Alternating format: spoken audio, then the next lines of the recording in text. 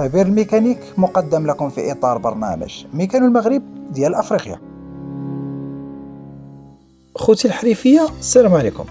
اليوم غادي نشارك معكم الجواب للسؤال ديال سي زكريا من ديال الحسيمة.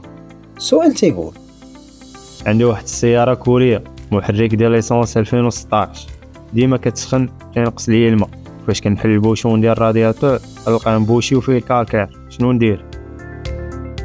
سي زكريا، الأسباب اللي تخلي الموتور كيسخن كثيرة، بحال الرادياتور مبوشي، تيرموستا إلا بقات مسدودة، إلا كان الهواء في السيركوي، وإلا كانت البومباو خاسرة، وكاين أسباب واحدة أخرى.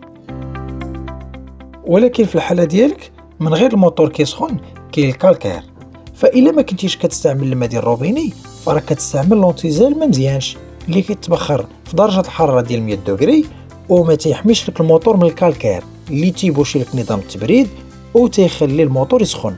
عكس الا استعملتي لونتيجيل ذو جودة مضمونة بحال لونتيجيل ديال افريقيا ولا تكساكو افولين اكس ال سي مع احترام التوصيات ديال الكونستركتور.